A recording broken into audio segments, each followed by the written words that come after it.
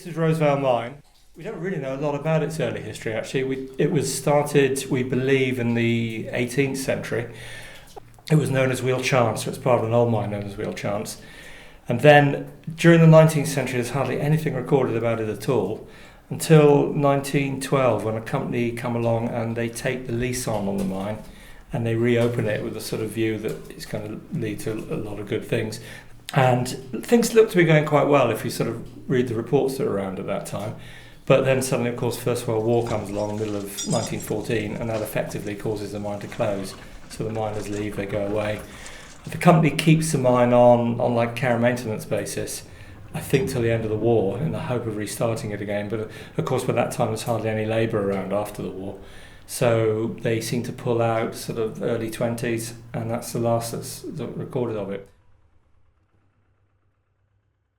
At Givor, one of the jobs as surveyor, apart from doing the surveying, was to measure the work at the end of each month for the payments for the miners. I was out doing this one day and happened to run into somebody who was a timberman actually in the mine, a person called Charlie Jalbert, and just happened casually mentioned we were looking for a mine, for a bit of a hobby.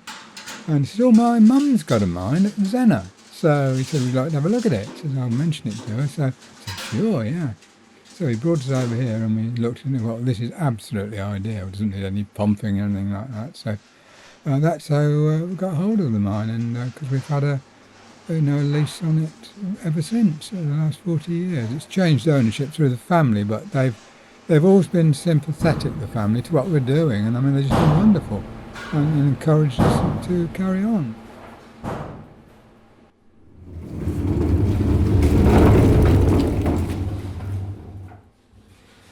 I joined probably about 2 or 3 years after that again.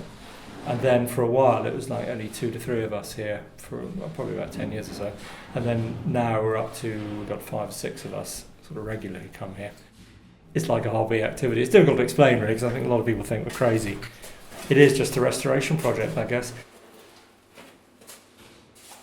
The nice thing about it is my wife, I mean, she's always encouraged me to do it. She's always been very good in that respect.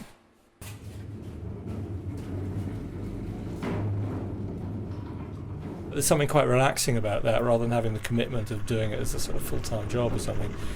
And again, from a personal point of view, I've now got a very office-based job, and it's just nice to come to somewhere where you can do some sort of physical work and do something completely different and sort of switch off mentally, and it just seems to recharge you.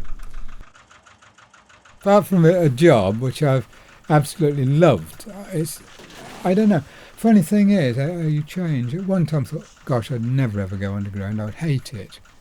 And then suddenly, once I got an interest in Cornish mining at the distance, and decided to go to work in the iron ore mine, and then I immediately fell in love with it. And it's just one of those things, and I've just had a passion for it ever since.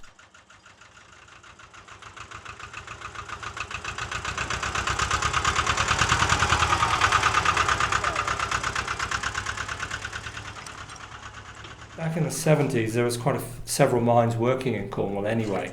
So having a small mine like this wasn't anything that special. But now that there are no sort of operating mines in Cornwall, I guess this place has become a bit more significant than it ever was from a sort of heritage standpoint, because it's one of the few accessible underground mines left in the county now.